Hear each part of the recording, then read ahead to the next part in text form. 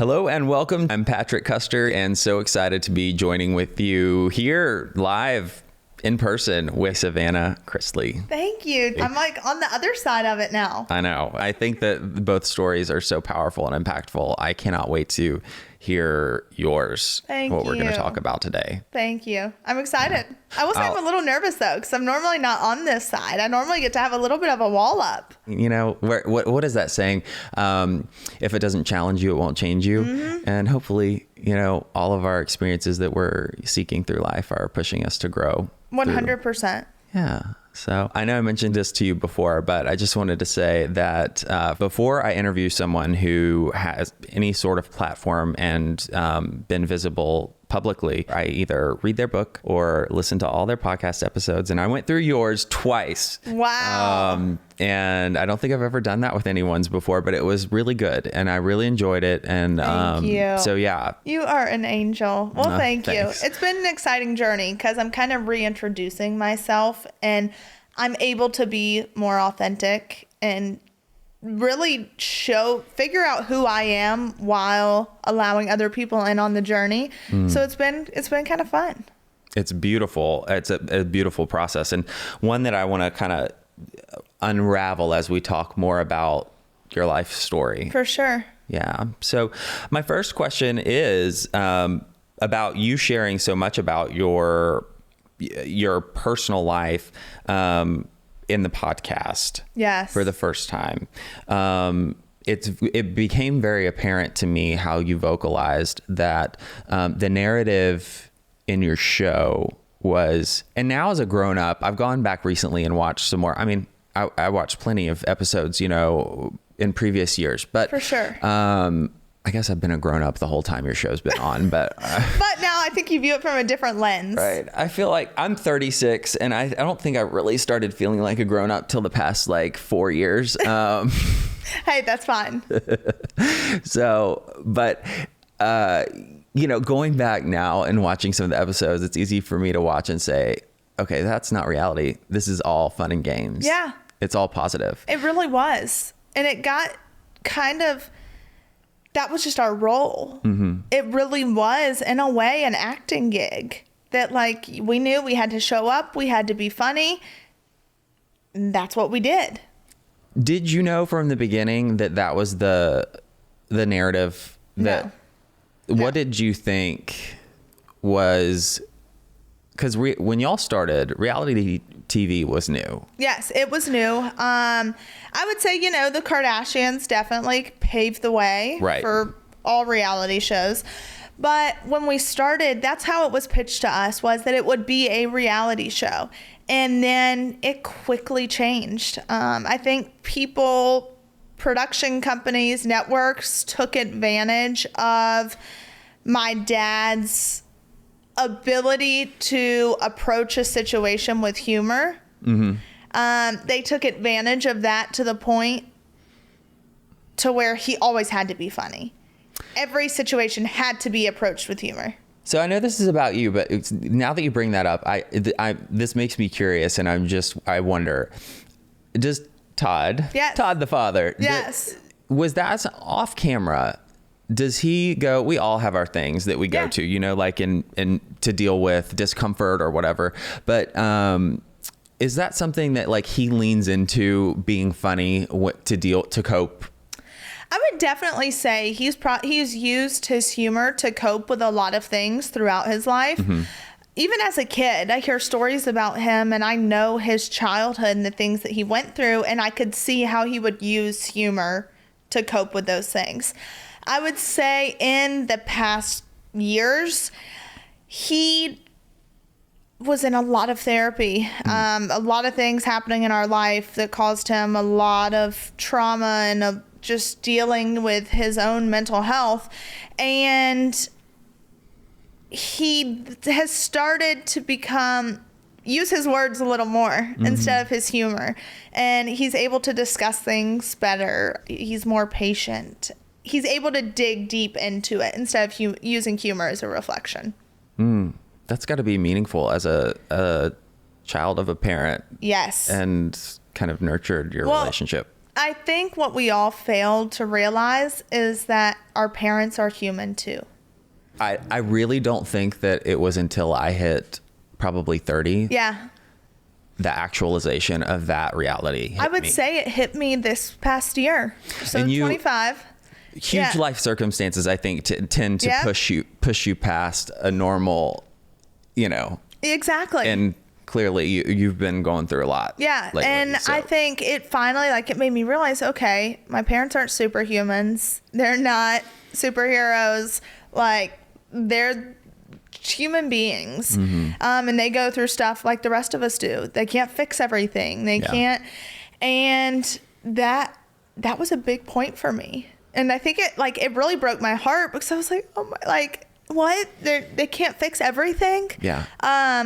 But watching my parents evolve and grow into the people they are today, it's been such an honor because I see, especially in my dad, where he once was and where he is now. And I've never been so proud of a person as I am of him to see that growth that's happened. So it is really awesome as their daughter to sit back and watch it.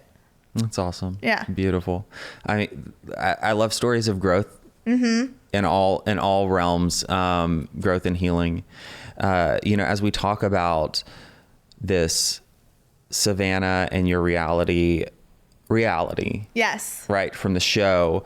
And then unlocked Savannah and finding and identifying and kind of reconciling that authentic version of yourself. I'm curious, when the show, how old were you when you started filming? I was almost 16. Okay. So somewhat, 10 years ago. Yeah. But that was also a very pivotal point, I feel like, in a kid's life is your teenage years.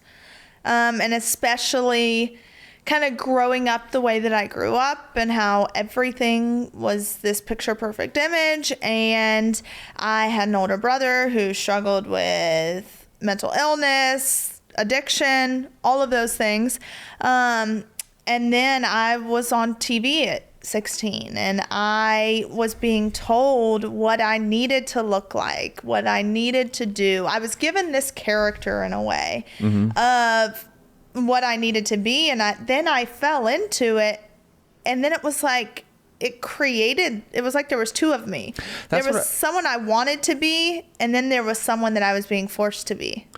That's what I was going to draw a parallel. I always think about how pastors' families, because my husband comes from a pastor's family who I love and I have a great relationship with all of them, but I think pastor's kids, raise your hand. I think everyone that I've ever talked to has said this is a really strong, consistent pattern that, inside the home, everything stays inside the home. It's like Vegas. It's the South. It is. It really is the South. And that's what I was going to ask you is that, do you think your fans can relate to that in a way, not necessarily from the celebrity perspective, but that the layering of... For sure. Which reality are we living in? Yes, without a doubt, because we want people to see what we want them to see. Especially in the South, I feel like it's just a known thing. Like, you keep your dirty laundry inside, you don't take it outside the house. No one else is to know about it. No one else is to know about your issues. And there's a saying I love, and it's comparison is the thief of all joy. But I also look at it now too as an adult, and I'm like, pride is also the thief of all joy. Because having a level of pride of not wanting anyone to think you're anything other than perfect creates this standard of you can't screw up, you can't make a mistake. Everything has to be perfect. And especially me as a kid, and just through trauma that I've gone through in my life, and people obviously listen, and I'm not asking people to feel bad for me for both my parents being incarcerated. It's not what I'm saying. There's other trauma I've gone through in my life, just that I have chosen to not publicly speak on. But because of that trauma, my trauma response was like hyper perfection and performance. I wanted to perform in order to gain attention, and I wanted to be the absolute best. When it came to me and my brother, it was always a competition. Like, I want to be better in school. I don't want to get in trouble. I want to have better grades. I want to get first place in all my horse shows. I wanted, when I would see my parents get excited over those things, I would be like, all right. It just reinforced that narrative in your head. Exactly. That like, all right, you perform, you perform, you perform. And it was something I brought on myself as an adult. I look at it and I'm like, I really brought that on myself, but I also feel like that was me running from a lot of things, because the more I could focus, the less I had to focus on my own trauma and my own feelings and figuring them out. You know, what I would say to that is I feel like that, yes, I agree, but also because I hear I have to take full ownership and it's all my fault in that. Yeah. And I think the truth is, in growing up, we figure out how to survive. And if for survival for you meant doing everything perfectly and getting the reinforcement socially and from your family, then why wouldn't you do things that way? Yeah. And I think too, part of having a sibling that struggles with mental illness and addiction, a lot of you saw, okay, so all of these negative behaviors are garnering so much attention. And I saw so much time being stolen from me and my other siblings because it was all focused on this one person. And it was like, hey, I'm over here. I'm doing everything. You know, as a child, my mindset was, I'm doing everything perfect. Look at me over here. But instead, it was kind of a double-edged sword, because you would get attention when you did really well. But then it got to a point to where, okay, well, that's just expected of you, because that I know you're capable of that. And then you saw the person that was doing all these negative things getting all this attention, and you're like, what? But what about me? It's a contradiction. Yes, so very it throws much you a curveball for sure. As a youngster, it does. And I think my dad and I are very codependent. It's just what it is. We've both done tons of therapy in it. Has it been, because I mean, like, I know you've talked about that, like, through the show and things like that, but has it been that way for you pretty much your whole life? It has. And you've asked my siblings that, my mom, everyone will say it. I think my dad understood parts of me that no one else had the capabilities of understanding. And it's not to say, oh, I love my dad more than my mom. Everyone just has different relationships. Yeah. And my dad was able to, in a way, like, figure out how I felt before I could. And we say it's kind of like, even now, it's like, all right, I can feel when you're sad. I can feel when something's not right with you. I can feel when you're having a bad day. Like, it's just the relationship that he and I have.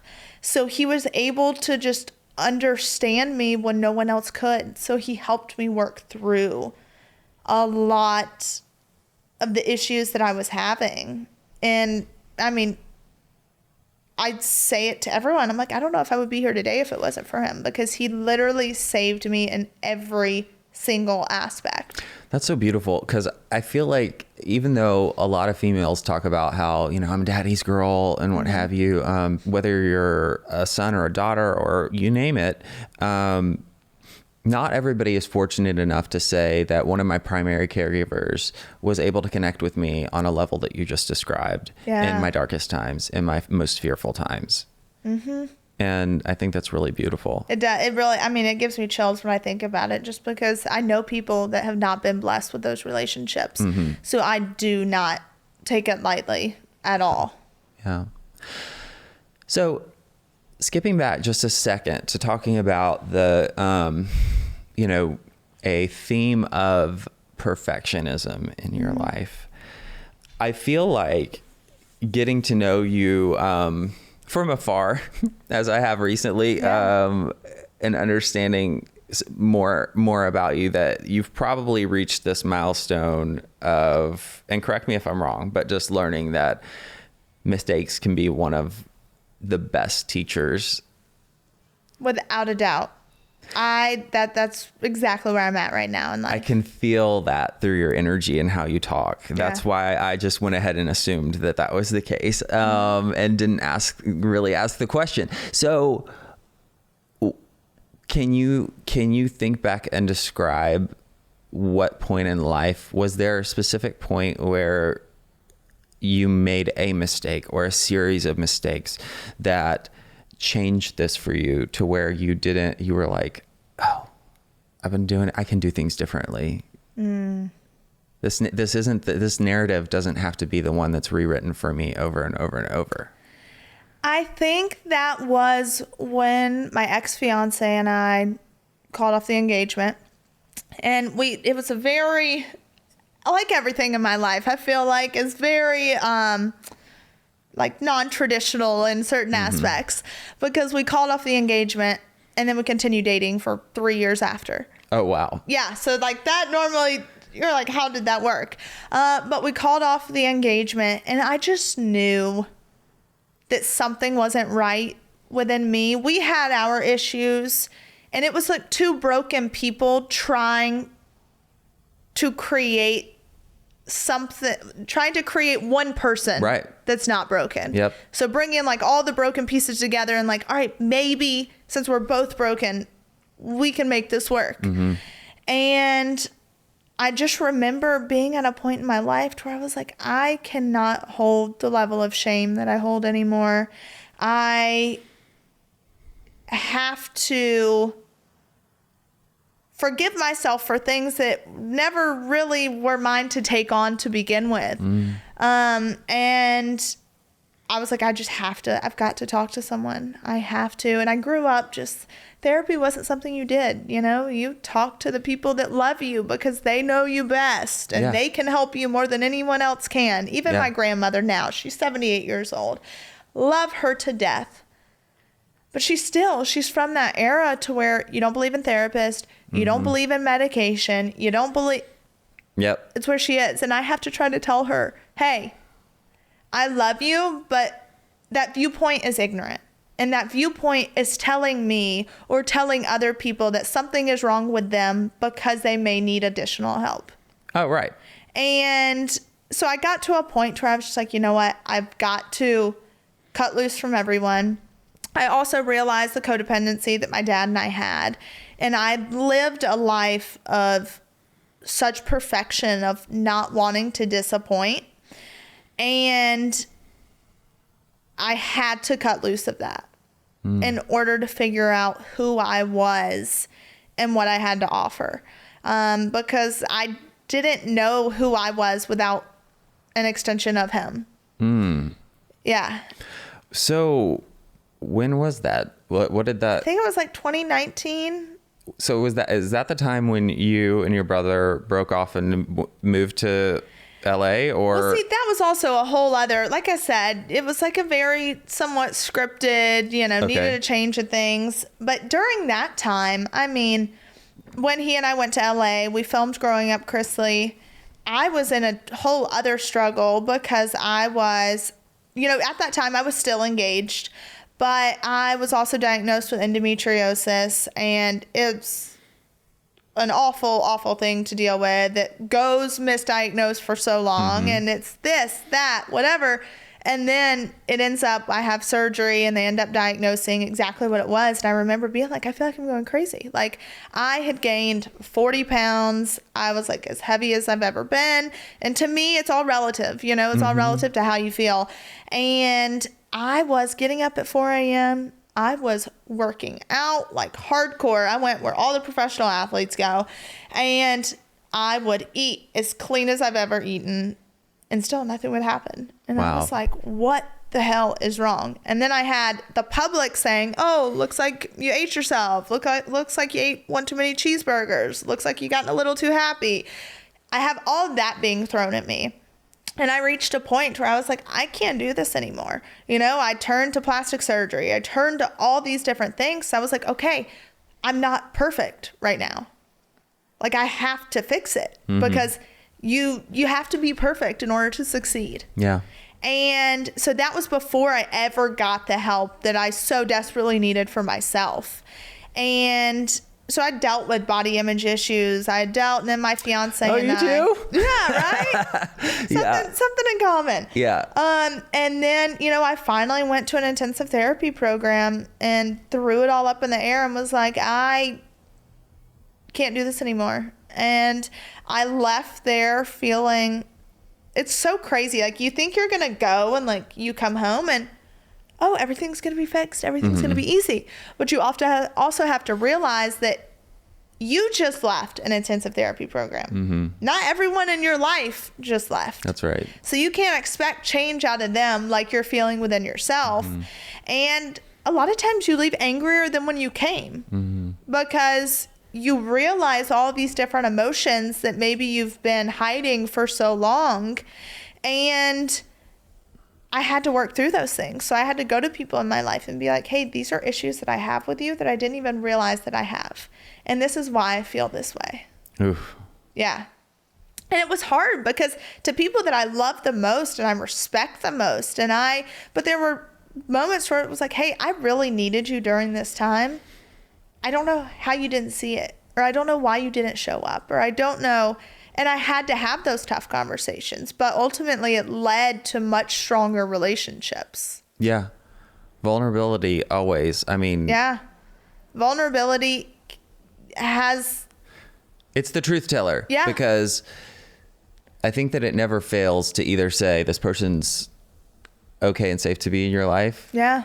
Or they're not. Exactly. And whatever the truth is will rise to the surface very fast. It only takes one person being vulnerable for that to happen. Yeah, that is so true. A lot of people don't know that, but it does because your level of vulnerability could impact theirs. Exactly. And if they're not willing to rise, then that's your sign. Yeah.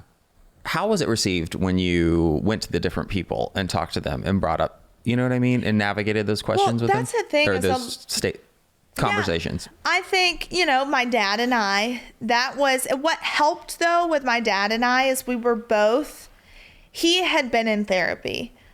So he was working on himself. Was he the first in your family to go in your immediate family unit? No, I would say I was. Okay. I think I was the first, but we kind of were on within the same time frame we had started going to therapy.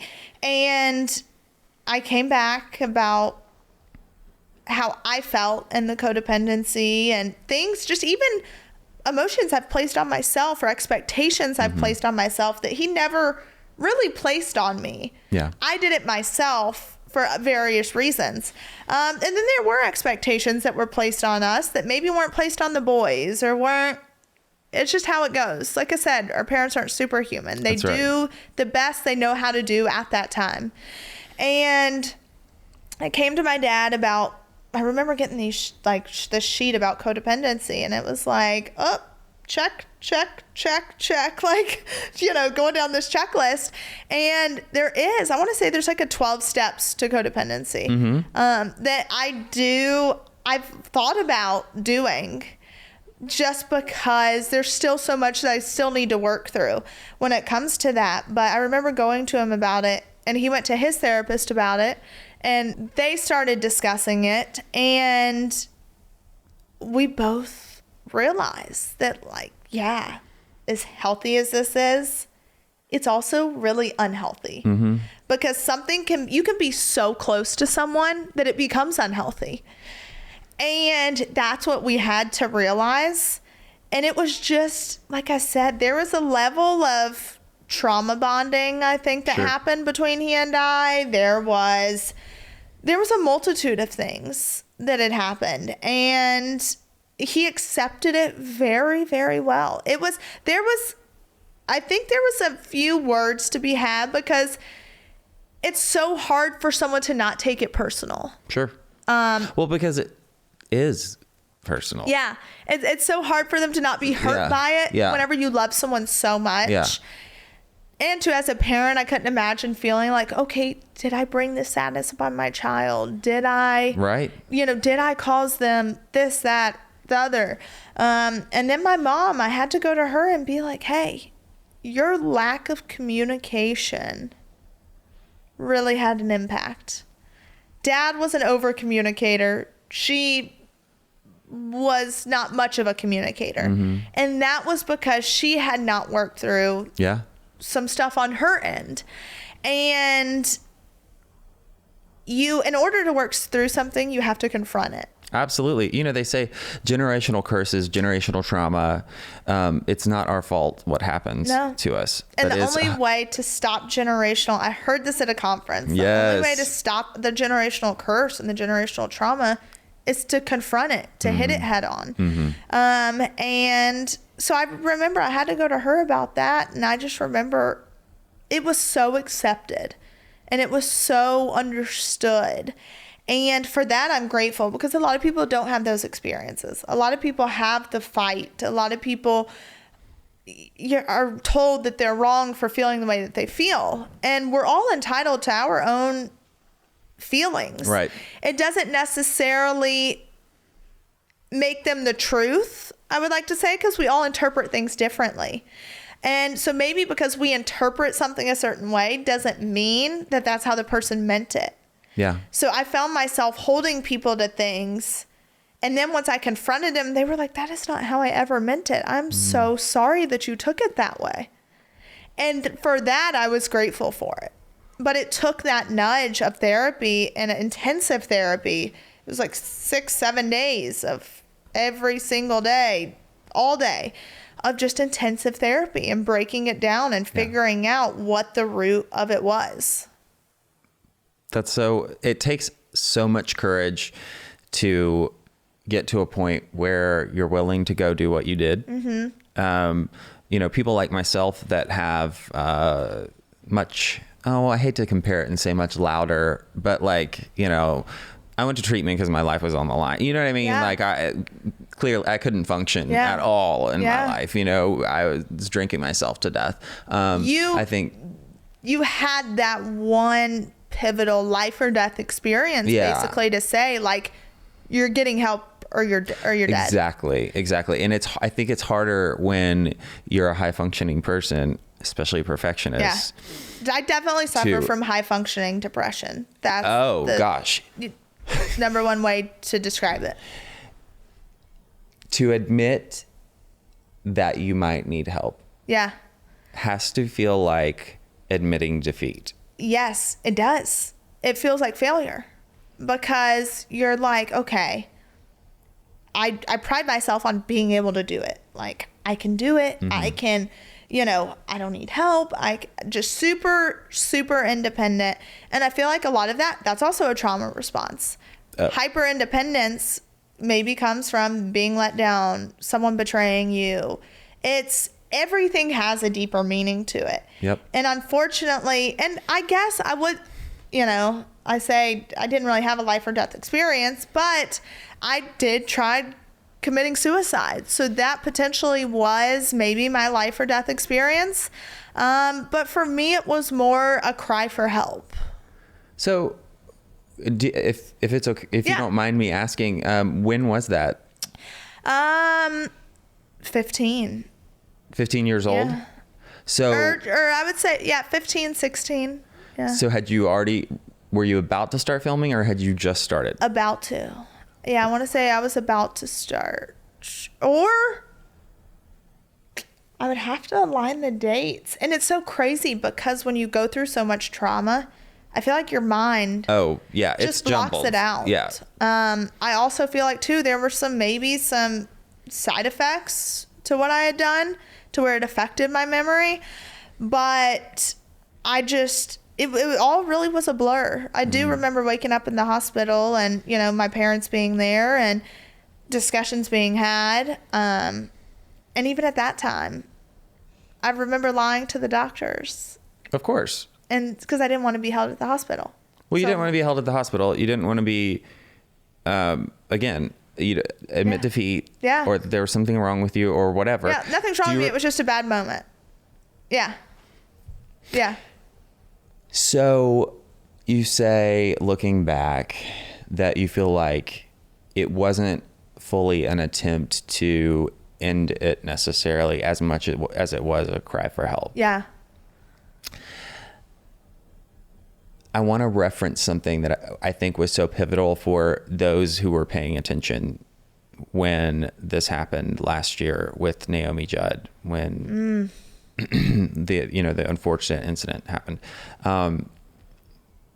Winona and Ashley knew that they had an opportunity to make some change in the mental health world, because stigma, oh my gosh, the way we talk. And it's so crazy too, is that you talk about Winona. I remember her being at my childhood home. I was maybe 8, 9 years old. Mm-hmm. And she performed at our house. And so it's funny you bring her up, because I just kind of know the background of the story. Yeah.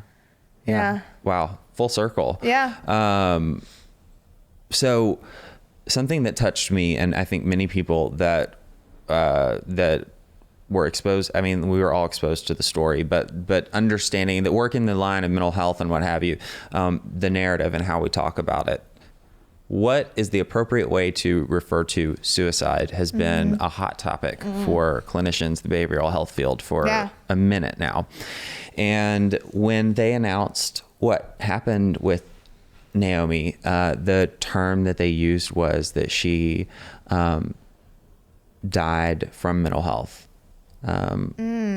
And I remember reading it and going, huh. But I got it immediately. Yeah. Because when I think about it, the easiest way for me to compare this is to my addiction, right? So I got sober at 24. I wouldn't say that I had gone down the path that many people we treat. I was in a bad place, but like I wasn't looking at prison, living under a bridge with a paper bag. I mean, it could have gotten much worse for me. Addiction's a spectrum. I think that any mental health disorder is a spectrum. Mm-hmm. And it's how far you go with it. Yeah.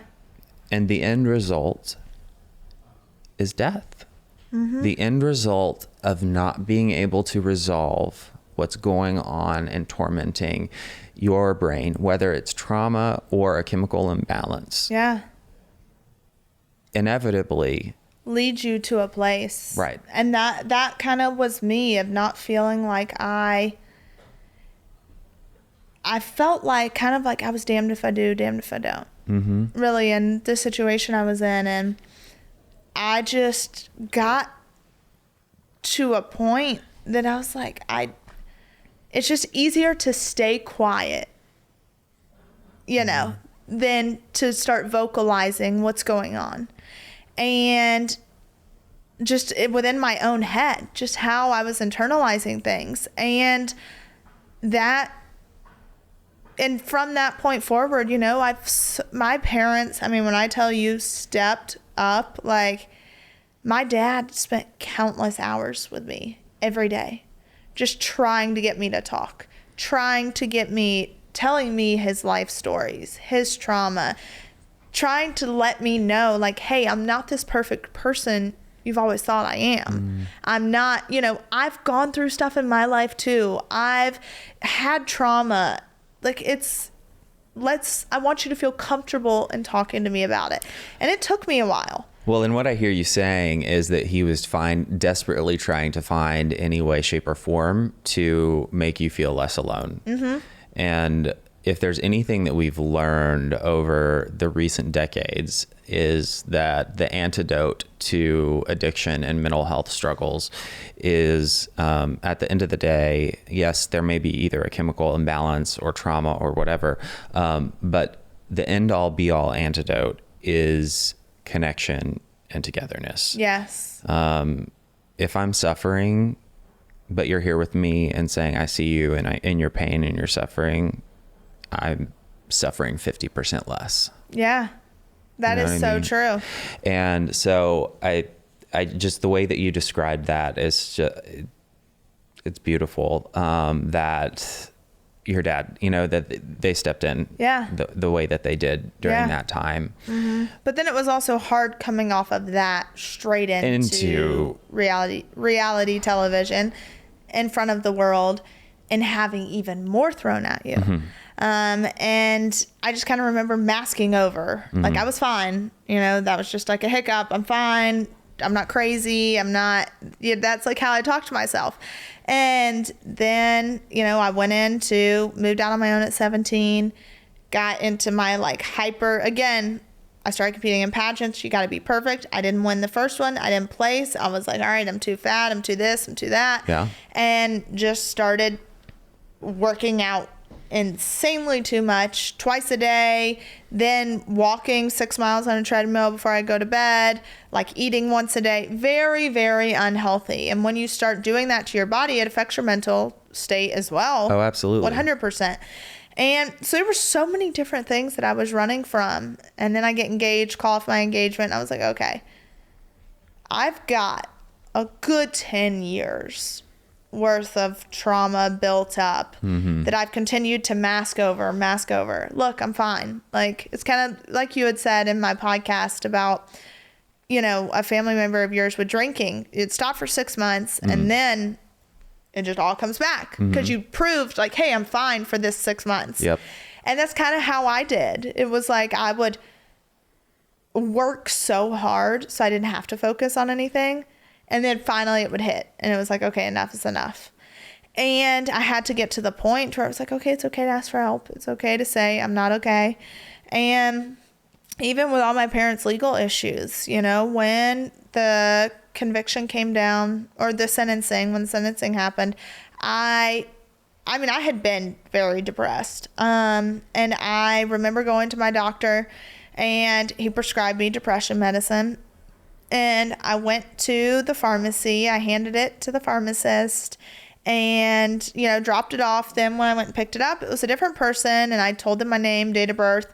And she looked down at the medication. And then she just looked up at me like, it gave me this shocked look on her face. And I will never forget the feeling because I was already in such a dark place about having to turn to medication. Yes. Because in my mind and person, I can fix it all. That's weakness. Yeah, that's weakness. Yeah. And it's not by any means, but that's just how my mind interpreted it. And seeing that reaction, I was like, wow, there's so much further for us to get to as a society. Again, like you said, I feel like there's situational depression. I feel like there's depression as a whole. Oh, sure. There's different kinds of ways that depression maybe comes across. And I just remember sitting there, like, looking at this medication. I was like, okay, am I suicidal? No. Am I really struggling? Yes.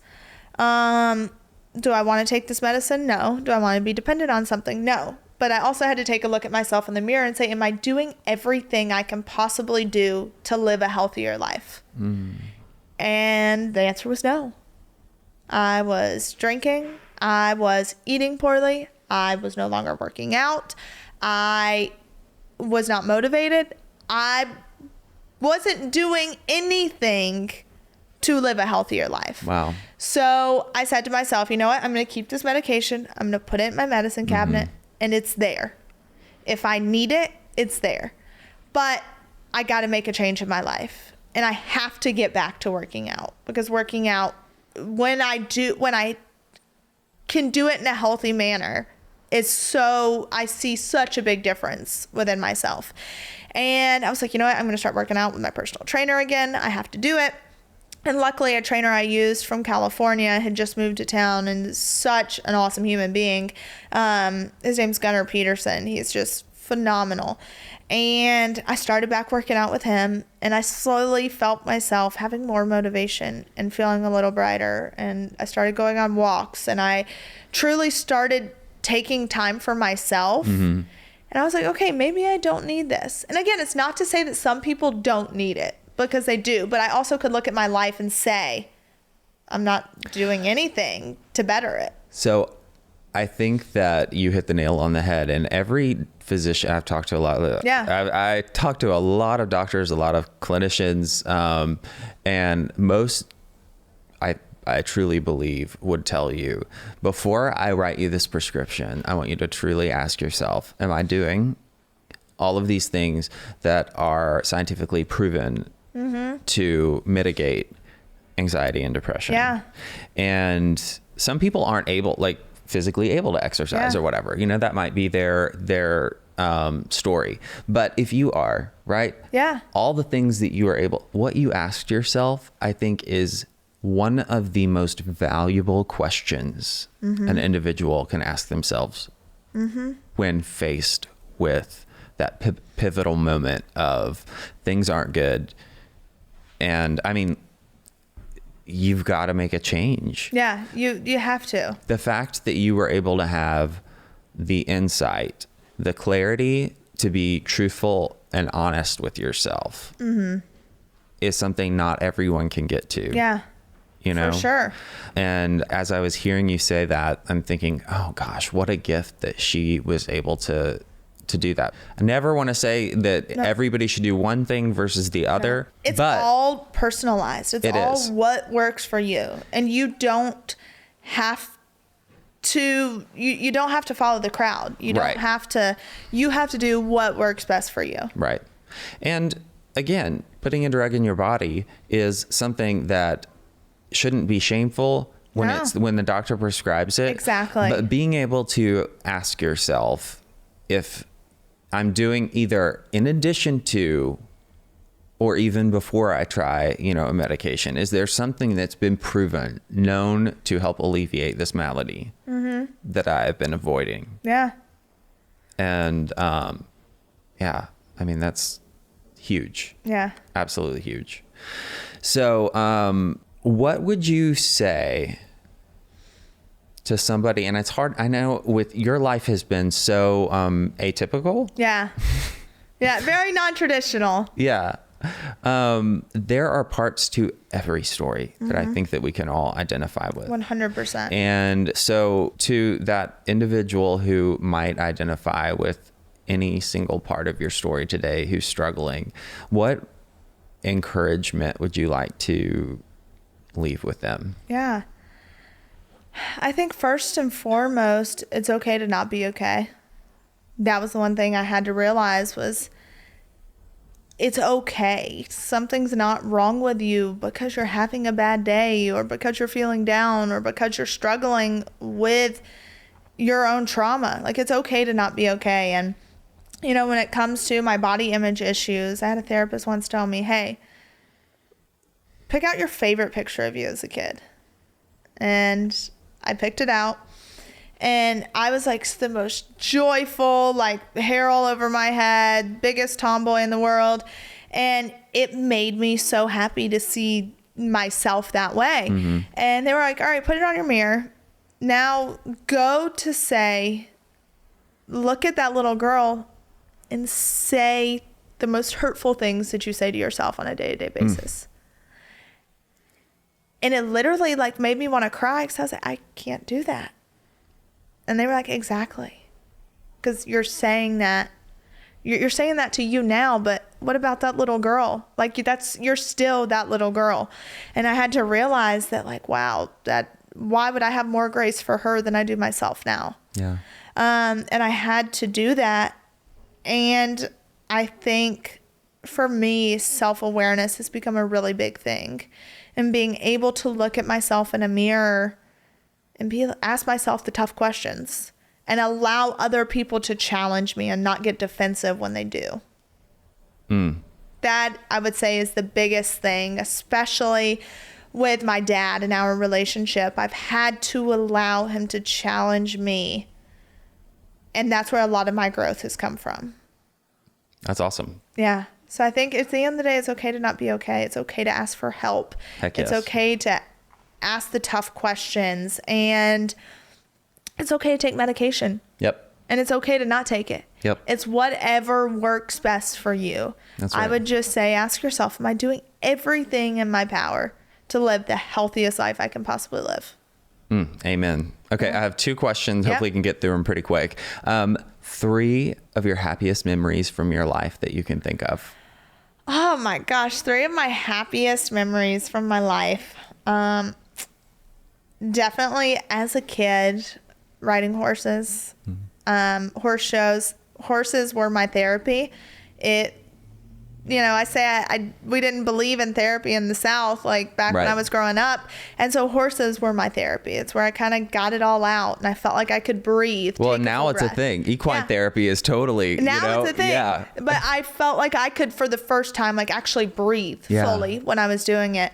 It's going to sound crazy, but when my mom was diagnosed with breast cancer, because in that moment, I was able to see the depth of the love that my dad had for my mom. Like, I feel like you grow up always knowing, oh, mom and dad love each other. They're married. They had kids. But I never knew how deep it was until that moment. So as sad as the moment was when she was diagnosed with cancer, it was also the most beautiful moment. Beauty from ashes. Yeah. And then I look now at the little things, and I took my dad on a trip for his birthday a few years back, and we went out to California to the beach. It was just he and I, and I've got videos on my phone of like just the most funny moments of us like throwing stuff at each other in the hotel room and just spending intentional one-on-one time together. I'm like, that was the last time I felt that level of happiness. Yeah. Well, I'm believing and hoping for many more of those times for you. Thank you. Yeah, absolutely. Thank you. Yeah. Okay. Last question. What's on the horizon that you're willing to share with us that you have cooking? So my life, never in a million years did I think I would be here at 25. That would be educating myself on our justice system, our prison system. I was tone deaf to it. It didn't affect me, so I didn't care about it. As selfish as that sounds, if we're all honest, we really don't care about things that don't affect us personally. Yeah. And there's a lot of noise going on in the world. There is. And it's hard. We can only deal with so much. Yeah, as there's a lot. Yeah. And right now I'm truly working on an initiative for reentry when it comes to our prison system. And there is a prison that's no longer operating. It was a women's facility, and it was shut down due to sexual abuse within the prison. And I'm actually partnering with a few people and purchasing that facility in order to go in and turn it into a reentry program, because that's what we lack in the world, like in our country today, is reentry, and to help people navigate how to be thrown back into society after maybe being in prison for 5, 10 years. We don't educate them. We don't give them the tools to be better. Right. And the saying is, when you know better, you do better. But they don't know better. Right. And that's what I hope that, Beauty from Ashes, I can take our experience that we've had and I can invest in people, and I can be a voice for maybe people that don't feel like they have one, and especially women. It's a big, big thing for me. And I want to be able to create an environment to where people can come and feel safe and get potential therapy that they may need, and teach them a trade, whether it's culinary, farming, camera, audio work, whatever it may be, so that they feel like, all right, I can be better. Right. I am not what I did. I'm who I'm becoming. Yeah. And that really is my number one focus right now. I just got chills because you're talking about giving people dreams that have been living in shame. Yeah. And the identity that's been told to them their whole lives, and living in a system that's just cyclical. Yeah. We have to break the chain of shame, because all it does, it will kill you. So absolutely. That's my goal. Well, best of luck. I will be praying and hoping the best for that endeavor. It sounds amazing, and watching as hoping to hear about how that unfolds and prospers. We need more of those across the country, in our country. I don't know about other countries, but I know here we need a lot of help with what you just talked about. We do. Again, it's Mental Health Awareness Month, and anything and everything we want to do this month, and really every day of life, but especially taking this month to talk about the importance of how we talk, who's really so many of us have actually experienced mental health problems in our family members. And what is the importance around language? And so many of those things you hit on today so beautifully. And I just want to thank you again for your vulnerability. Thank you. Absolutely. The power of podcasting is, and telling stories is, I say this all the time because I mean it from the bottom of my heart and I believe it. We will never know how many lives we touch. 100%. And Thank you. You don't have to know, but just know I'm telling you that it's a gift that keeps on giving. So I'm grateful, and I know everybody listening and watching is as well. So thank you so much. Absolutely. And with that, I'll close how we always do and remind each of you that it's never too late to start loving yourself, and you are only one decision away from a completely different life. If you need any help or want to just seek out what might be right for you, there's a list of resources in the show notes. Please check them out. I encourage you to take one step at a time. Thanks.